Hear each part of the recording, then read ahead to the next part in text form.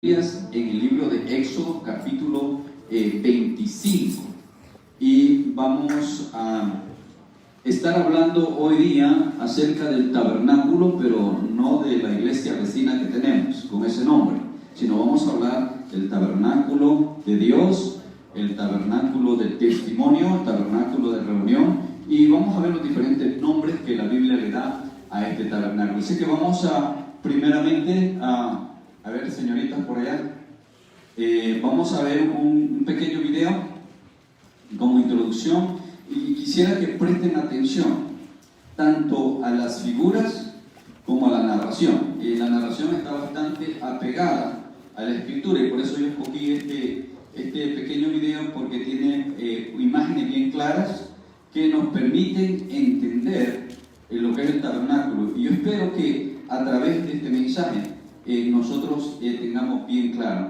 lo que esto es y lo que significa. Vamos a ver el video.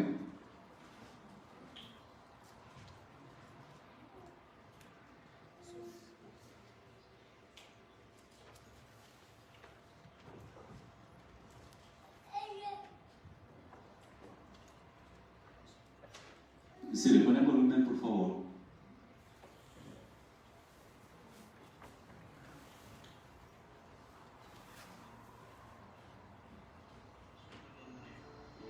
Muestra del deseo de Dios de habitar en medio nuestro. Exploremos cada símbolo del santuario.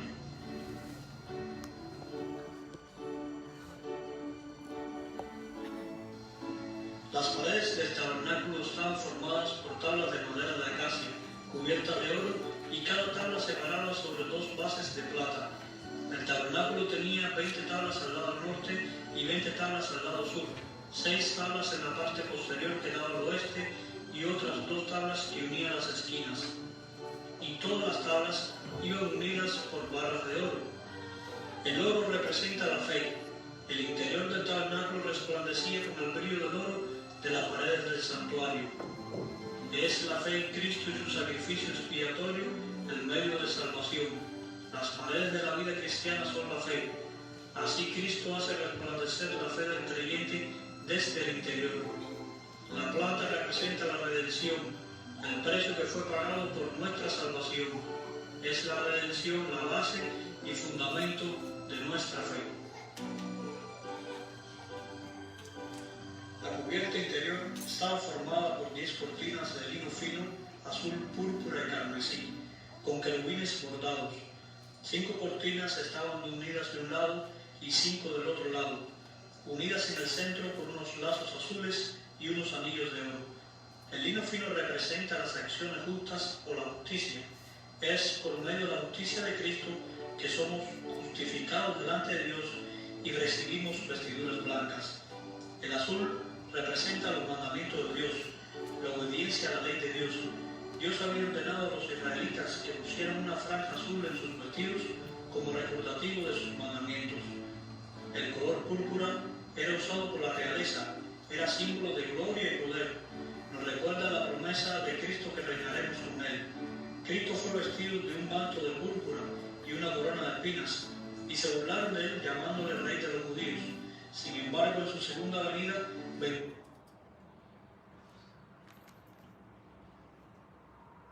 vendrá como Rey de gloria, y no para un tiempo corto, sino para un tiempo eterno.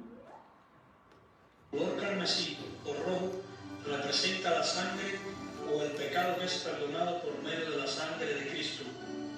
Los querubines bordados muestran la obra que realizan los ángeles en el plan de salvación. Son enviados a favor de los que han de heredar la salvación. Estas cortinas muestran los ingredientes de la vida cristiana: la justicia de Cristo, la obediencia a la ley de Dios, la recompensa de los justos y el perdón de los pecados y la ayuda de los ángeles. Sobre estas cortinas se ponían 11 cortinas de pelo de cabra, unidas por 50 anillos de bronce. La cabra era el animal que se usaba como sacrificio por el pecado, el sacrificio de Cristo por nuestros pecados. Cristo pagó con su sangre por el juicio que debía caer sobre nosotros por nuestros pecados. El tabernáculo tenía una cubierta de pieles de carnero teñida de rojo.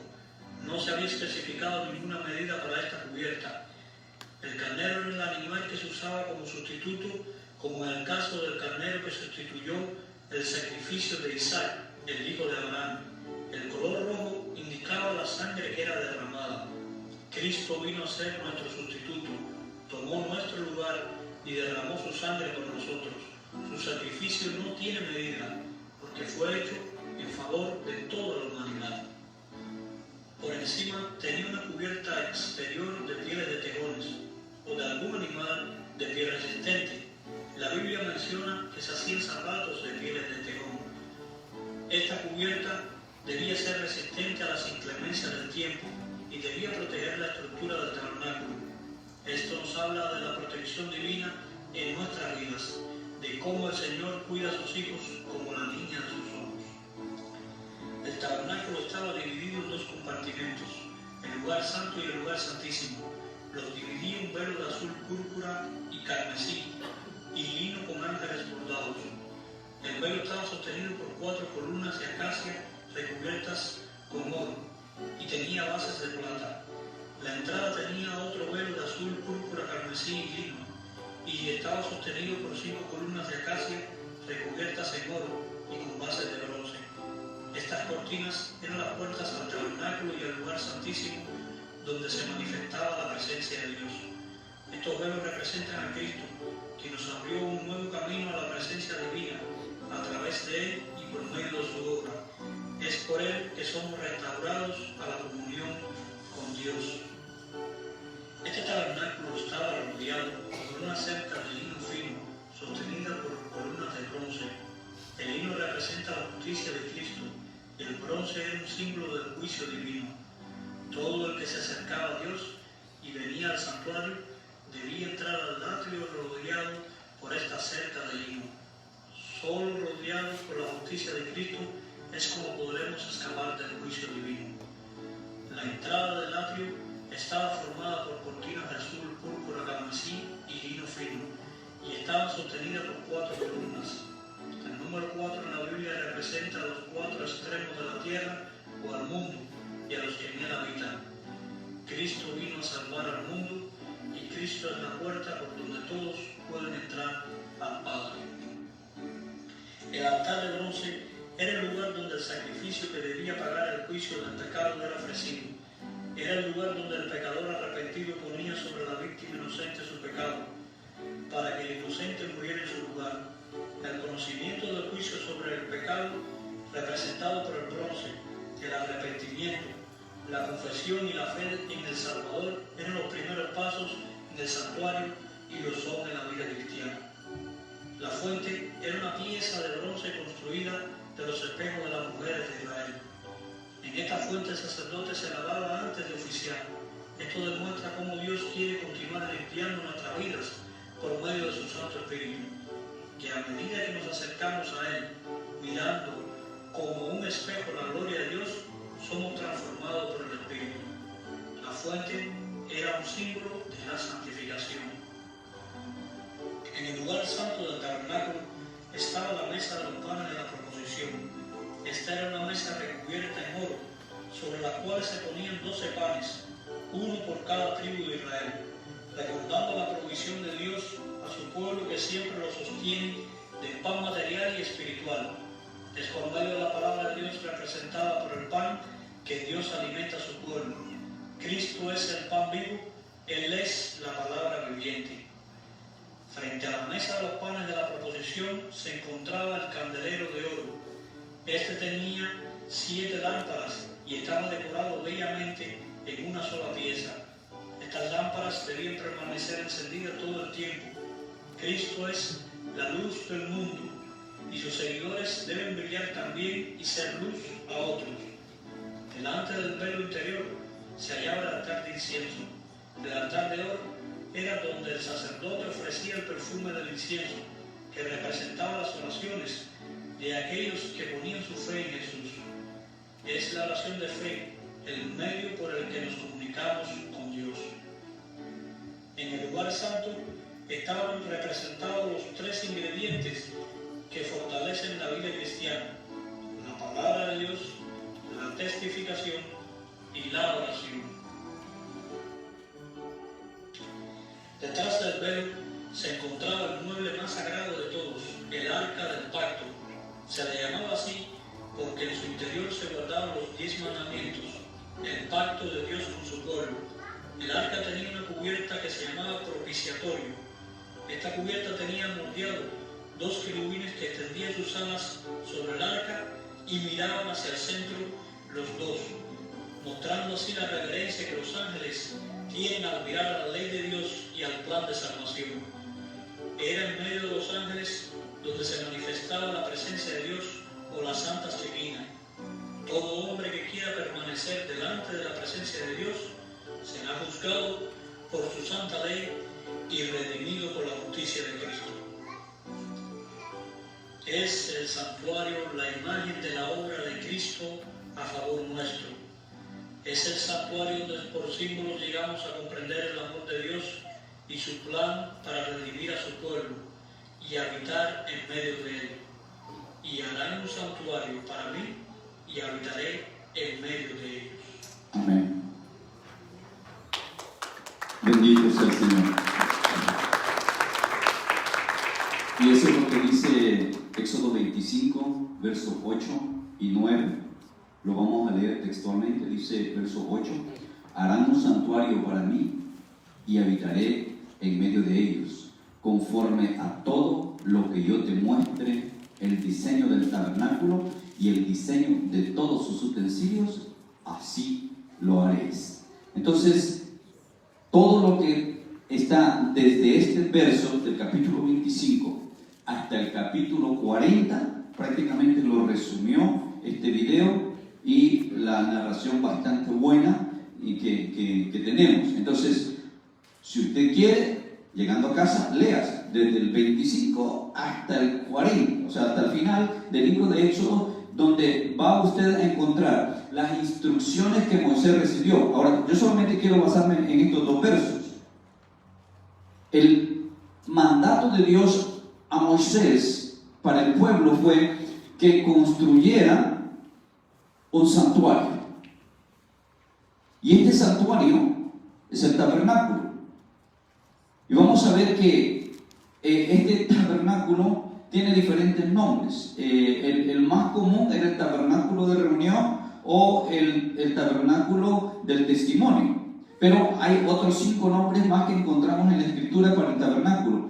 Ahora, lo interesante, amados hermanos, es que en el verso 9 Dios le encarga a Moisés diciéndole: conforme a todo lo que yo te muestre, el diseño del tabernáculo y el diseño de todos sus utensilios, así lo vas a hacer. Ahora, ¿por qué era importante? Porque miren, como muy bien dijo el narrador, este tabernáculo era un símbolo, era una sombra de lo que iba a venir. O sea, si usted ha leído en el capítulo 4, cuando el apóstol Juan tiene la bendición de ver el cielo abierto y ver aquella adoración celestial, Juan puede contemplar este mismo tabernáculo, pero en el cielo.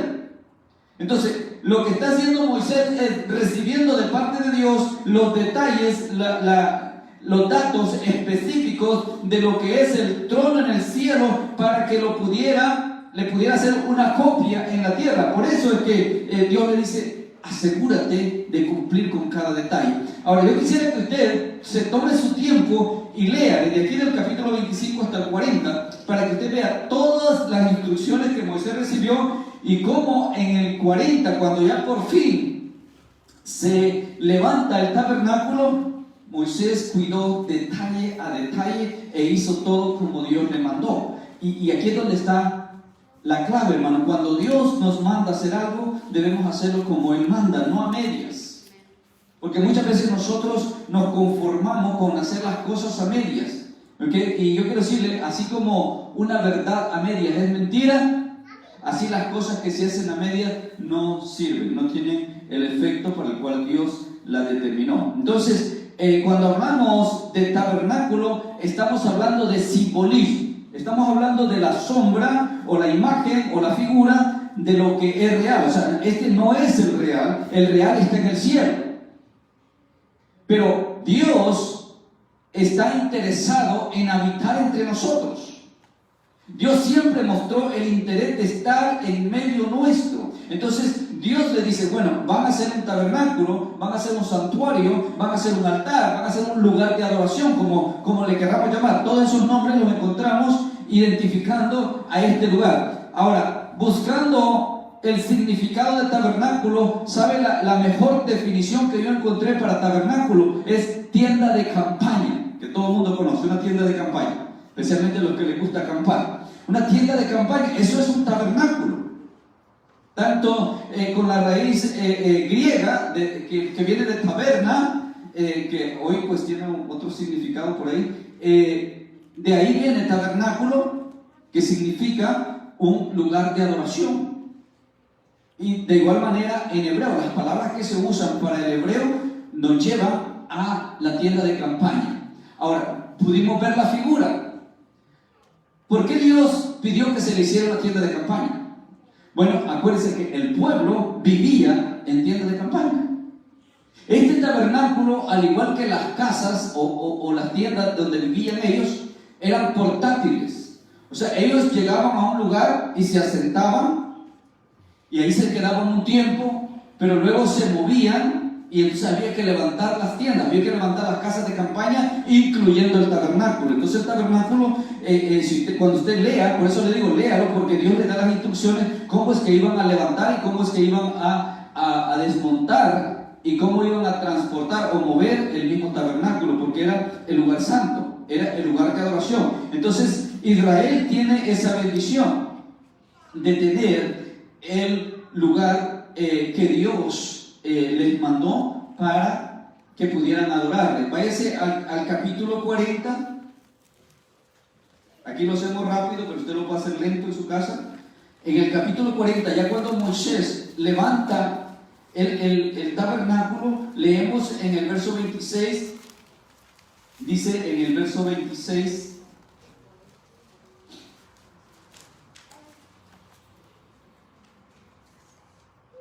¿lo tiene? Amén.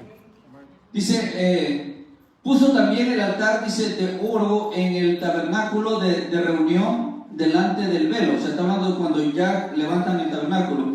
Y quemó sobre el incienso aromático como Jehová había mandado a Moisés. Puso asimismo la cortina en la entrada del tabernáculo y colocó el altar del holocausto a la entrada del tabernáculo de reunión y sacrificó sobre él holocausto y ofrenda como Jehová había mandado a Moisés, y puso la fuente entre el tabernáculo de reunión y el altar y puso en ella agua para lavar, y Moisés y Aarón sus hijos lavaban en ella sus manos y sus pies cuando entraban en el tabernáculo de reunión, y cuando se acercaban al altar se lavaban como Jehová había mandado a Moisés. Finalmente erigió el atrio alrededor del tabernáculo y del altar y puso cortinas a la entrada del atrio. Así acabó Moisés la obra. Entonces vemos los últimos detalles. Claro, empezamos en el 25 con la orden y aquí vemos cómo terminó.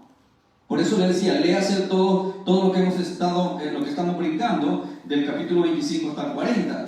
Y eso le va a dar mayor información a usted. Pero a lo que quiero llegar ahora es la importancia de entender el simbolismo, porque todo esto era simbólico, era sombra o era una figura de lo que Dios iba a hacer más tarde. Y esto es lo que a mí me interesa que usted entienda, porque ya lo que fue con Israel, eso ya es historia, eso ya pasó. Pero muchas veces nosotros oímos hablar del tabernáculo, oímos hablar de la menorá, el candelabro de los 7 brazos, y no sabemos de qué está hablando. Oímos hablar del arca del pacto y no entendemos. Bueno, esto le va a dar mayor luz a usted a entender. Todos los utensilios que había en el tabernáculo tenían un simbolismo, tenían un significado de acuerdo al trono celestial, porque lo que Dios estaba haciendo era descendiendo del cielo para habitar entre los hombres. Y eso es lo que Israel estaba experimentando. Y vemos que Dios en su fidelidad promete santificar ese lugar. Acuérdense que los lugares se convierten santos no por lo que son en sí, sino por la presencia de Dios. Entonces, Dios promete santificar este lugar con su gloria. Así como Dios, vemos que santificó el lugar donde se le apareció a Moisés, donde se le apareció a Josué, ¿se acuerdan? Las mismas palabras, quítate el calzado de tus pies porque este lugar es santo. A ver, ¿era santo ese lugar? No, pero en ese momento era santo porque el santo de los santos estaba ahí. Y esto es lo que muchos cristianos no han entendido, que cuando nosotros venimos al templo, venimos a la casa de Dios, venimos al tabernáculo, y es un lugar santo. Y es santo porque el santo de los santos desciende en este lugar y trata con nosotros. Entonces, esto es lo que aprendemos desde el tiempo del tabernáculo. Entonces, Dios está manifestándose, dándose a conocer, y ahora está diciendo: voy a habitar entre ustedes, voy a estar en medio de ustedes. Entonces, si usted se va, por ejemplo, al capítulo 29, mire lo que dice en el 29, en el verso 42. 29:42, leemos: esto será el holocausto continuo por vuestras generaciones a la puerta del tabernáculo de reunión delante de Jehová, en el cual me reuniré con vosotros para hablaros ahí. Allí me reuniré con los hijos de Israel, y el lugar será santificado con mi gloria. Marque ese verso en su Biblia. Dios está diciendo que el tabernáculo iba a ser santificado con su gloria. Y santificaré el tabernáculo de reunión y el altar. Santificaré asimismo a Aarón y a sus hijos para que sean mis sacerdotes. Y habitaré entre los hijos de Israel y seré su Dios. Y conocerán que yo soy Jehová su Dios, que los saqué de la tierra de Egipto para habitar en medio de ellos. Yo, Jehová Dios. O sea, Dios es el que firma. Entonces dice: voy a santificar ese tabernáculo con mi gloria. O sea, voy a descender y con mi gloria ese lugar va a ser santo. Y allí yo me voy a manifestar al pueblo de Israel. Y allí yo voy a habitar con ellos. Ahora, hagámonos la pregunta que se hizo el salmista: ¿habitará Dios en una casa? ¿Habitará Dios en una tienda de campaña? Bueno, y esto es lo maravilloso, y esto es lo que al final yo quiero que usted lo entienda, porque eso es lo que Dios le está diciendo: voy a habitar entre ustedes. Entonces, ustedes van a hacer esa tienda de campaña para mí, porque cada uno de ustedes tiene una tienda de campaña. A ver si me regalan una de las fotos que tenemos ahí, hija.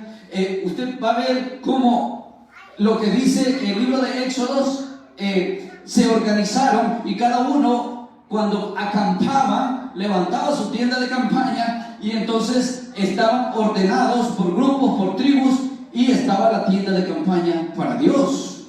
Y allí ellos venían a consultar a Dios, allí ellos venían a hablar con Dios. Entonces, vemos que lo que el narrador nos dijo, la Santa Shekinah, esa luz que descendía de la nube. Léalo usted, dice que cuando Moisés entraba, la nube se ponía, y de la nube descendía esa luz, y a través de eso había un contacto entre Dios y Moisés para hablarle o darle mensaje al pueblo. Entonces, esta nube dice que permanecía sobre el tabernáculo como señal de que debían quedarse ahí por un tiempo, y en un momento la nube se movía, era tiempo de levantar el campamento y seguir la nube. Dios lo guiaba, dice, usted lo va a encontrar, a ver, pásame otra de las fotos. Dios lo guiaba a través de la nube y a través de la columna de fuego. Okay, la otra regalo. Okay, esa. Usted ve cómo el tabernáculo, como nos explicaron hace un momento, rodeado por el lino fino. Entonces, y a todas las casuchitas que están alrededor, era la forma como se organizaban en tiendas de campaña. Ahora, el hombre o la gente antigua habitó en tiendas. O sea, el hombre, usted se acuerda que en la antigüedad el hombre era nómada, y los nómadas pues no edificaban casas porque de repente se movían a otro lado. Y entonces usted lo puede ver desde Génesis, cómo habitaban en tiendas. Encontramos la historia de Abraham, de Lot, cómo se movían por diferentes lados. Pero cuando salen de Egipto rumbo a la tierra prometida, igual, esos 40 años vivieron así. Acampaban un tiempo y luego levantaban el campamento, avanzaban y volvían a acampar, luego levantaban y volvían a acampar, y así se la pasaron 40 años hasta que por fin entraron a la tierra prometida. ¿Y qué cree usted? Cuando entraron a la tierra prometida, siguieron muchos viviendo en tiendas porque no tenían casa edificada. Ahora, fue allí cuando empezaron a edificar casa, porque ya era su tierra, porque ya estaban establecidos que ahí se iban a quedar. Pero todo este proceso nos dice a nosotros el por qué Dios dice: hagan una tienda para mí, porque yo quiero habitar con ustedes. Ese era el interés de Dios. Si regresamos al 40, estamos hablando de que Dios iba a bendecir con su gloria. Entonces, dice al 40 al final,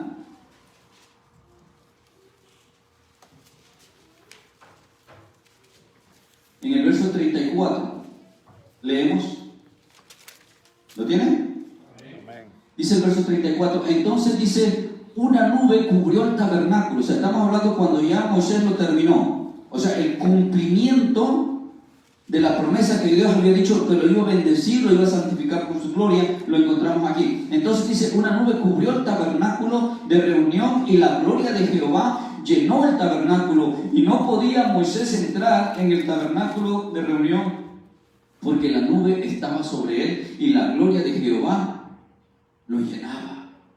Y cuando la nube se alzaba del tabernáculo, los hijos de Israel se movían en todas sus jornadas. Pero si la nube no se alzaba, no se movían hasta el día en que ella se alzaba, porque la nube de Jehová estaba de día sobre el tabernáculo y el fuego estaba de noche sobre él, a vista de toda la casa de Israel en todas sus jornadas. Mire qué precioso.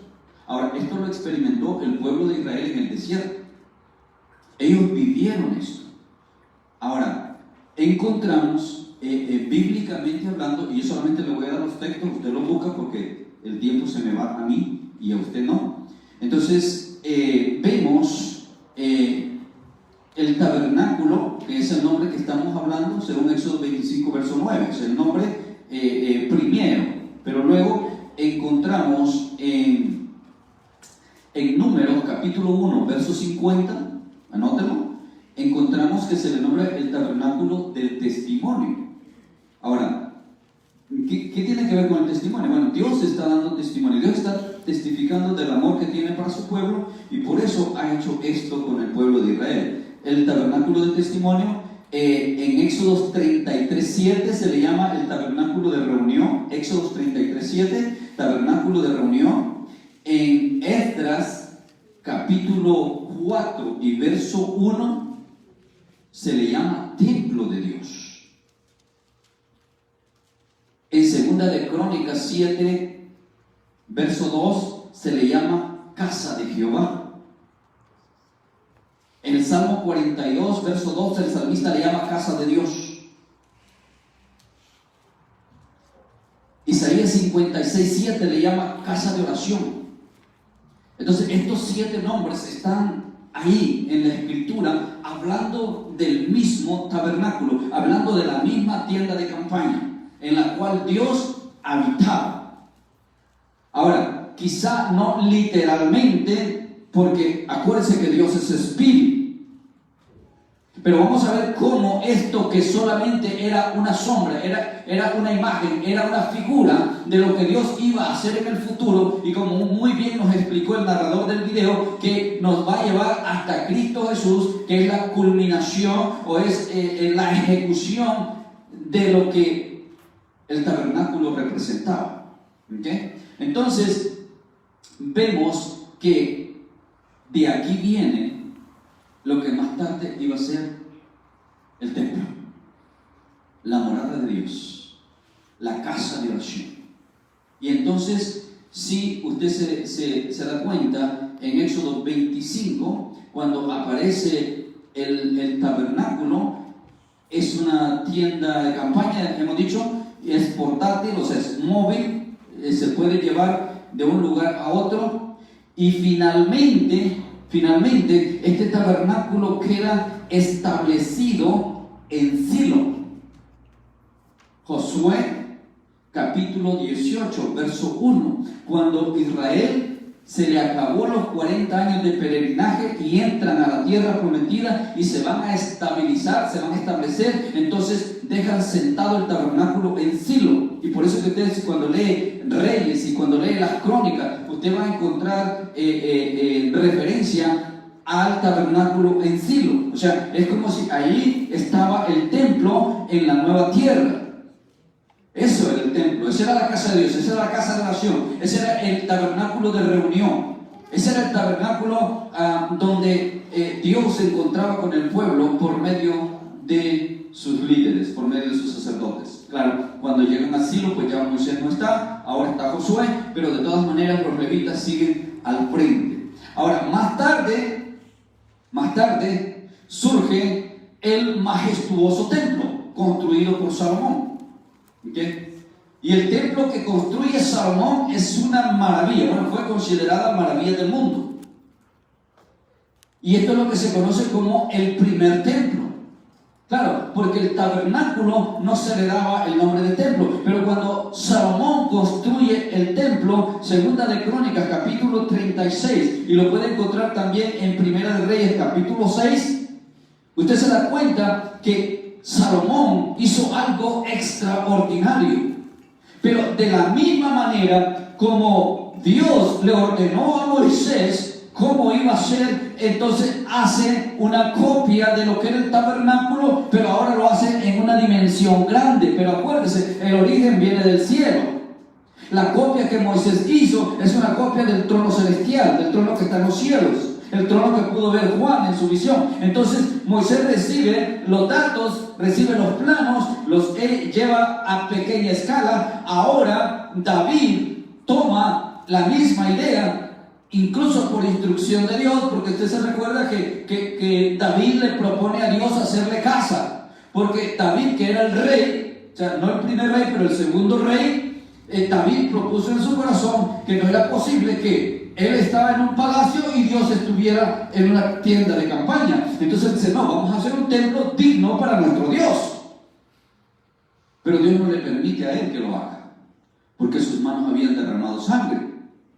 Entonces dice, pero se lo voy a conceder a tu hijo Salomón. Y efectivamente, según vemos en Segunda de Crónicas, capítulo 36, Salomón recibe el oro y la plata que David le entrega, que David había guardado, había ahorrado con el fin de levantar el templo, se lo entrega a Salomón, y Salomón de la misma manera, o sea, Dios le provee no solamente los recursos, pero también quienes iban a trabajar. Exactamente lo mismo que se hizo con Moisés, se hace con Salomón.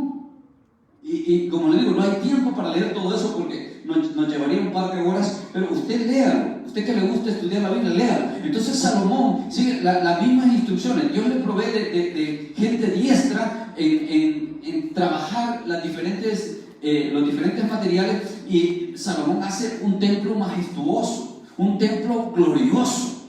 Ahora, lo interesante no es la gloria que el hombre le dio, o sea, no es la gloria que Moisés le dio, no es la imponencia en oro, porque todo estaba lleno de oro por todos lados, sino que la gloria de Dios también descendió sobre ese templo.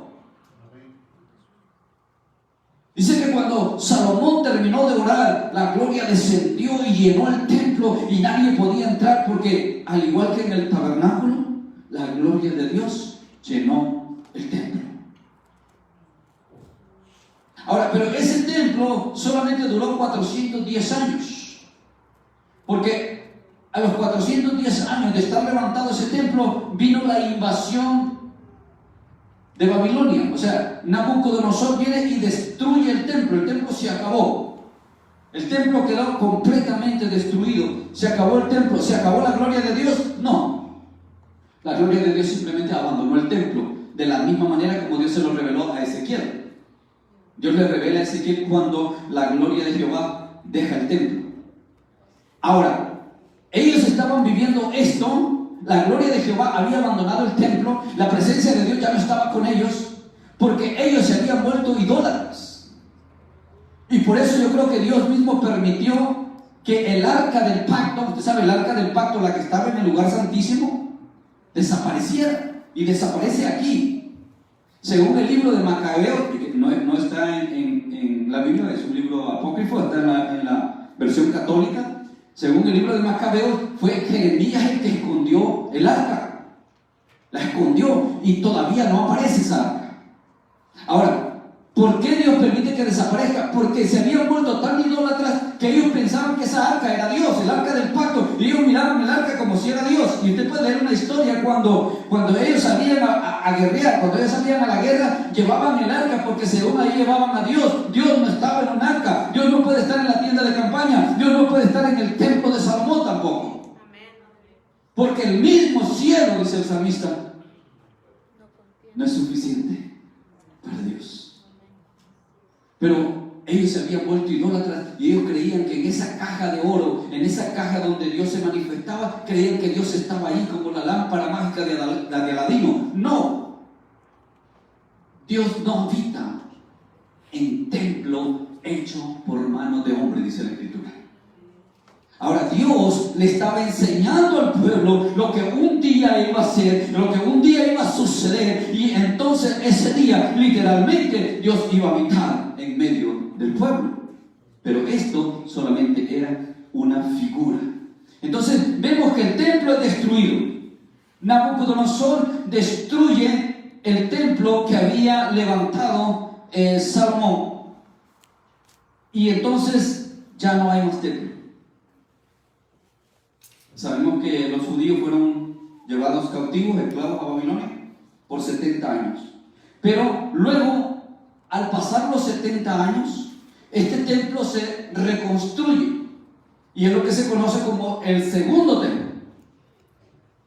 El segundo templo se reconstruye. Usted se recordará que Nehemías es el que culmina la obra, que empieza Esdras, el sacerdote Esdras, con Zorobabel, bajo órdenes del rey, según Segunda de Crónicas capítulo 36, usted encuentra esa narración, Segunda de Crónicas 36, verso 22 en adelante, y en Esdras capítulo 1, vemos cómo tiene lugar la reconstrucción del templo. Entonces, esta reconstrucción permite que surja el segundo templo, pero este segundo templo no encontramos que haya sido santificado con la gloria de Dios, porque lo restauraron, lo repararon, lo reabrieron. Pero ¿sabe qué pasó? Que en este segundo templo fue donde Jesús entró. Entonces, ya no fue santificado por algo que no podía ser palpable, que no era concreto. Ahora Jesús, el Hijo de Dios, el Dios mismo, que se había hecho carne, es el que entra a este templo. ¿Okay? Y aquí es donde está la transición al cumplimiento de las promesas, al cumplimiento de la figura, a que todo aquello que era simbólico ahora viene a tomar un hecho en la persona de Cristo. Ahora las cosas van a ser diferentes. Y esto es lo que nos interesa a nosotros. O sea, todo lo demás es historia y aplica para Israel, y fue para Israel, y ha sido para Israel, y seguirá siendo para Israel. Pero ahora, cuando Cristo entra en el templo, es cuando nosotros, los que no somos judíos, los que no pertenecemos a Israel, vamos a entrar en escena. ¿Por qué? Porque el sacrificio que viene a hacer Jesús, lo viene a hacer por toda la humanidad, no solamente por el pueblo de Israel. Entonces, este templo después fue destruido. Sabemos que después los romanos lo destruyen. O sea, el general Tito viene y hace pedazos también el templo, y desaparece el templo en el que entró Jesús, a tal grado que hasta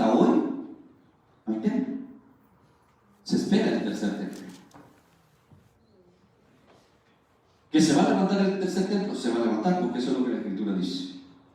La Escritura nos deja ver de que va a existir el templo en el tiempo del fin. O sea, tarde que temprano usted va a oír que Israel levanta el templo. Y hay me parece que se llama el Instituto del Templo, si no me equivoco, se llama una organización que ellos tienen, los judíos. Ellos dan testimonio que tienen exactamente toditito lo que necesitan para levantar el templo. Ahora, claro, la región, el área donde va el templo, es una región ocupada, por eso que no lo pueden levantar. Y el templo tiene que ser levantado ahí, al lado donde está la mezquita de los musulmanes. Entonces, mientras no recuperen el territorio, no lo pueden hacer. Pero si ellos recuperaran este territorio hoy, en 3 meses, ya está el templo. Ese es el cálculo que tienen. Y tienen todo preparado para restaurar el servicio y todo volver a lo que era antes. Ahora, eso solamente para que usted vea y se dé cuenta de que lo que está pasando en el pueblo de Israel nos debe de servir a nosotros de guía, de indicador, donde estamos parados en la historia. Pero nosotros, como iglesia, no tenemos nada que ver con Israel, porque Dios tiene un trato con Israel y Dios tiene un trato con la iglesia.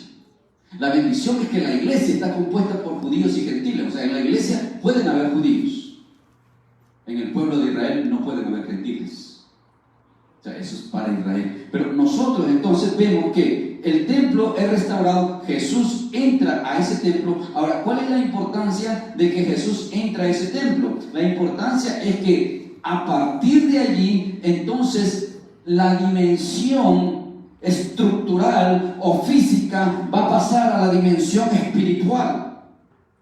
Y entonces llega el punto donde en una forma literal las cosas van a ser como en el cielo, de la misma manera como en el cielo. Entonces, por ejemplo, el escritor de Hebreos, Hebreos en el capítulo 8,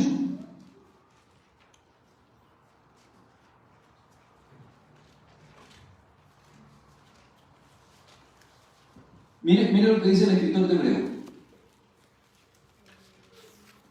8.2, 8.1.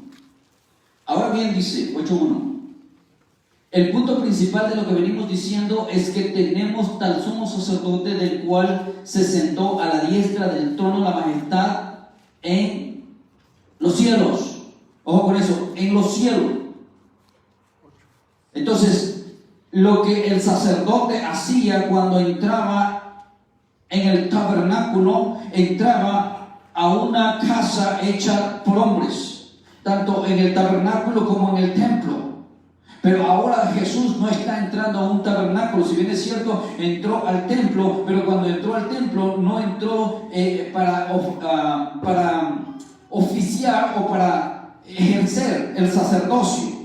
Cuando Él entró al templo, entró como persona y entró y compartió la palabra. Pero lo que yo quiero que usted vea es que Jesús es el Dios que se humanó, el Dios que se hizo carne, el Dios que se convirtió en el verdadero tabernáculo. O sea, ese Dios que descendió del cielo y se manifestaba en el tabernáculo y se manifestaba en el templo, ahora se humanó y vino en la persona de Jesús y habitó entre nosotros. ¿Qué es lo que había anunciado? Él quería habitar entre nosotros. ¿No es eso lo que dice Juan en el capítulo 1, verso 14?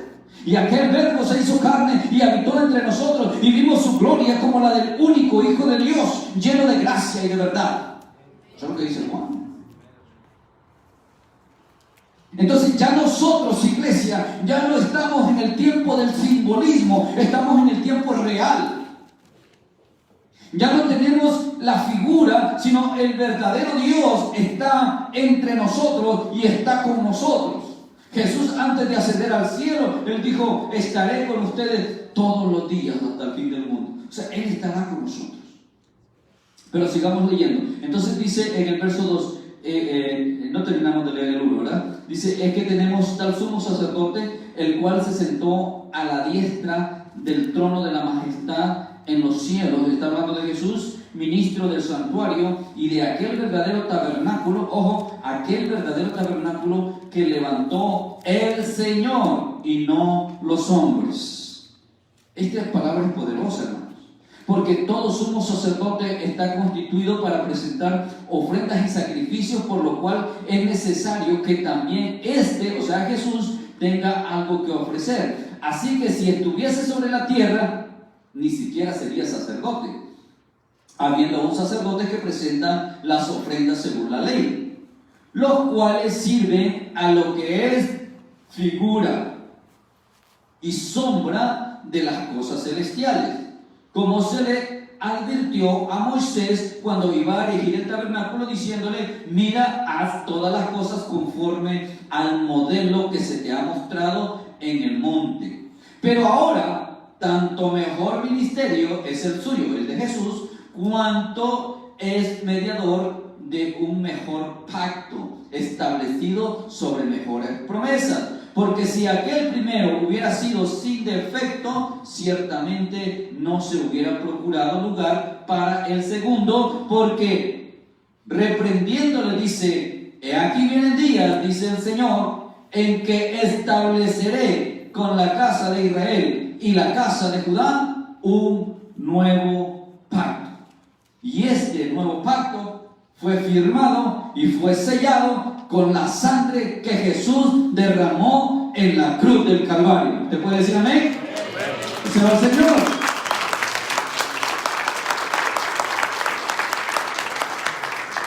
Entonces, este es el tiempo que nosotros estamos viviendo.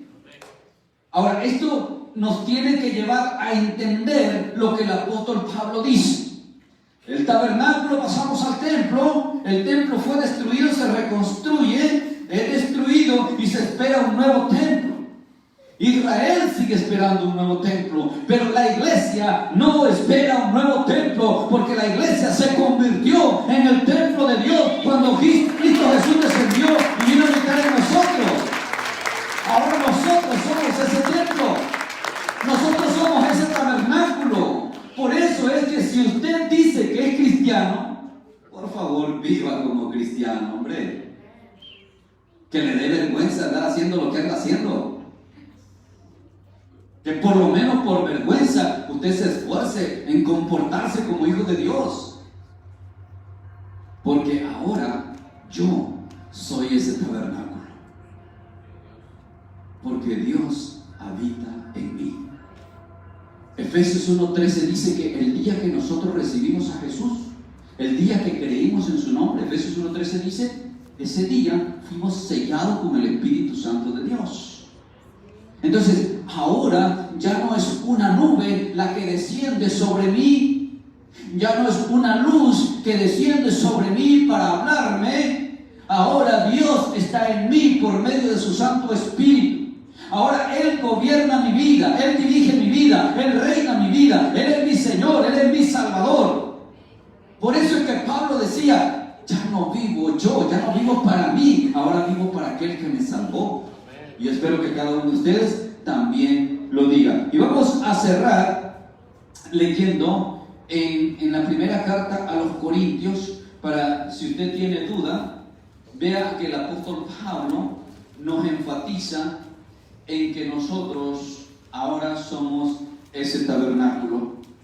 Tabernáculo de Dios estaba diseñado de tal manera que los que querían entrar a la presencia de Dios, o sea, donde estaba el arca, el lugar santísimo, tenían que pasar por un proceso de purificación. Y es más, no todos podían entrar, sino solamente el sumo sacerdote, y una vez al año, y tenía que llevar sacrificio para él y sacrificio para el pueblo. En el día de la expiación, era el día que él entraba al lugar santísimo. Pero me dice a mí la Escritura que cuando Cristo Jesús expiró en la cruz del Calvario, aquel velo que separaba, aquella cortina que impedía que la gente entrara, se partió en dos, dando a entender así que Cristo Jesús es la puerta para que nosotros podamos entrar a la presencia misma de Dios. Entonces, ahora que nosotros hemos sido constituidos el templo de Dios, la casa de Dios, ese lugar de adoración, ese tabernáculo de testimonio, somos nosotros. Primera de Corintios, capítulo 3, dice en el verso 16, Primera de Corintios 3, verso 16, dice así: ¿no sabéis que sois templo de Dios? Te lo está diciendo a ti, iglesia, a ti que dices que eres cristiano. ¿No sabes que eres templo de Dios? Y que el Espíritu de Dios mora en ustedes. Si alguno destruye el templo de Dios, Dios le destruirá a él, porque el templo de Dios, el cual sois vosotros, santo es. Ahora, ¿por qué es santo? Porque el Espíritu Santo mora en mí. De la misma manera que el santuario, el altar o el tabernáculo o el mismo templo se convertía en un lugar santo porque ahí Dios descendía y se manifestaba, ahora Dios no solamente desciende, sino Dios está en nuestro corazón. Él habita con nosotros, Él habita en nosotros por medio de su Santo Espíritu. Y más adelante en el capítulo 6, hablándole a los fornicarios, en el capítulo 6, Pablo le dice que la fornicación es un pecado que atenta contra nuestro propio cuerpo. ¿De acuerdo? La fornicación y el adulterio van de la mano. Por eso es que está escrito que ningún fornicario ni adúltero va a entrar al reino de los cielos, porque está destruyendo el templo de Dios, está pecando contra sí mismo. Dice en el capítulo 6 de Primera de Corintios, verso 18: huyan de la fornicación. Cualquier otro pecado que el hombre comete está fuera del cuerpo, mas el que fornica, o sea, el que tiene relaciones sexuales sin estar casado, jóvenes, la fornicación es tener relación sexual sin estar casado, mas el que fornica contra su propio cuerpo peca. ¿O ignoráis que vuestro cuerpo es templo del Espíritu Santo, el cual está en vosotros, el cual tenéis de Dios, y que no sois vuestros? Remarque el verso 20: porque tú, mi hermano, has sido comprado por precio. Y como has sido comprado por precio, y ese precio fue la sangre de Cristo, ese es el precio de la redención. Dios te redimió por medio de la sangre de Cristo. Entonces, como has sido comprado por precio, dice Pablo, glorifica a Dios con tu cuerpo. Y glorifica a Dios en tu espíritu, porque ambos son de Dios. Ahora tu cuerpo es templo del Espíritu. Cuida tu cuerpo, porque el templo de Dios es santo. Vamos a orar. Padre, te damos, Señor, gloria, te damos honra, te damos alabanza, te damos adoración. Reconocemos, Señor, que tú no habitas en un templo hecho por hombres, que tú no puedes habitar en una estructura física. Si bien es cierto, manifestaste tu gloria y tu poder en aquella casuchita, en aquella tienda de campaña elaborada por Moisés, lo hiciste de la misma manera en aquel majestuoso templo que levantó Salomón.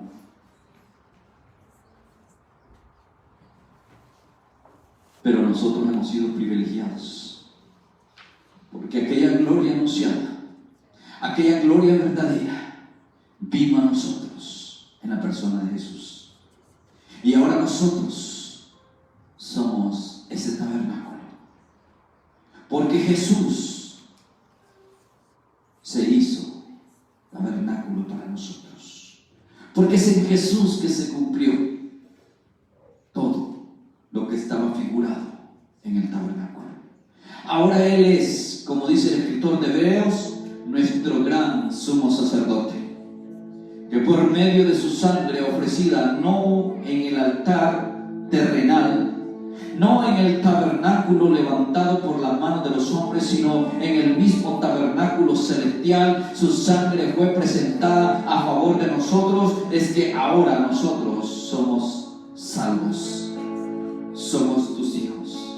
Permite, mi buen Señor, que la iglesia no solamente entienda, sino valore el hecho de que tú nos has redimido, de que tú pagaste el precio. Que valoremos el precio de nuestra salvación y nos esforcemos a conducirnos como verdaderos hijos tuyos. Que recordemos que nuestro cuerpo es ahora ese tabernáculo, ese templo, esa casa en la que tú habitas por medio de tu Espíritu. Sigue orando, sigue hablando con Dios, y mientras tú oras yo quisiera preguntar si acaso hay alguien entre nosotros que hoy quisiera abrir su corazón para invitar a Jesús. Hay alguien entre nosotros que hoy quisiera decir: pastor, a mí me gustaría que mi cuerpo también se convierta en templo de Dios, que mi cuerpo también sea ese tabernáculo para que Jesús habite en mí. ¿Habrá alguien que hoy quiera recibir a Jesús como su Señor y Salvador? Levántame tu mano y vamos a hacer una oración contigo. Quiero hacer una oración contigo, amén. Vamos a orar por este joven. ¿Quieres ponerte de pie un momentito? Porque vamos a hacer una oración. ¿Habrá alguien más que en este momento quisiera invitar a Jesús, abrirle su corazón y decirle: yo quiero ser ese tabernáculo, yo quiero ser ese templo, yo quiero que mi cuerpo sea lleno, sea vestido de tu presencia? ¿Habrá alguien más? Solamente levántame tu mano si hay alguien más que se quiera unir a este joven valiente. Si no hay nadie más, voy a pedirte, joven, que estás de pie. Repite por favor esta oración. Vas a decirle tú con tus labios lo que tú sientes en tu corazón en este momento. Dile: Señor Dios, aquí estoy delante de ti. Reconozco que no es casualidad, que estoy aquí porque fue tu voluntad para que escuchara esta palabra. Ahora mira mi corazón, yo lo abro para ti. Cristo Jesús, yo te recibo como mi Señor, como mi Salvador. Escribe mi nombre en el libro de la vida. Séllame con tu Espíritu, porque quiero ser templo tuyo. Quiero ser habitación tuya. Quiero que tú habites en mí como lo hiciste en el tabernáculo, como lo hiciste en el templo, como lo has prometido a la iglesia. Recíbeme como tu hijo. Yo te doy gracias, Dios, por tomarme en cuenta y darme el privilegio en esta hora de conocerte. En tus manos queda mi vida. En tus manos, Señor, dejo todo mi ser para que tú lo gobiernes, para que tú lo dirijas. En esta hora, Dios, me rindo a tus pies y me declaro libre de toda potestad de las tinieblas. Me declaro libre en el nombre de Jesús. Ponte de pie y vamos a entonar este canto. Y vamos a decirle: Señor, queremos estar rendidos a tus pies y queremos adorar por lo que tú eres, por lo que has hecho. Porque sin yo merecerlo, tú fuiste a la cruz. Siendo yo digno de muerte, tú moriste por mí. Tomaste mi lugar. Y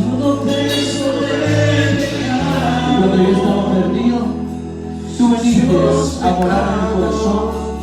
Y por medio de tu sangre cubriste todos mis pecados. Fue tu precio esa sangre. Pagaste el precio por mí. Yo te doy gracias, Señor. Gracias, mi buen Dios.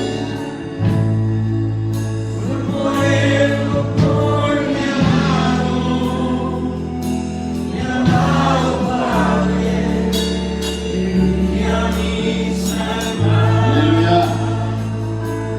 Puedes decirlo a los cuatro vientos.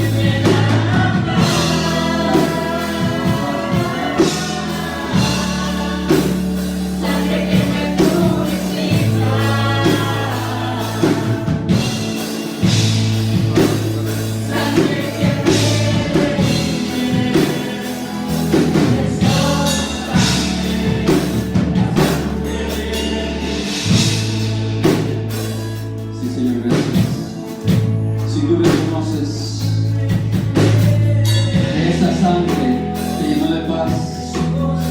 Fue a través de esa sangre que Jesús rompió el velo para que pudiéramos entrar al lugar santísimo.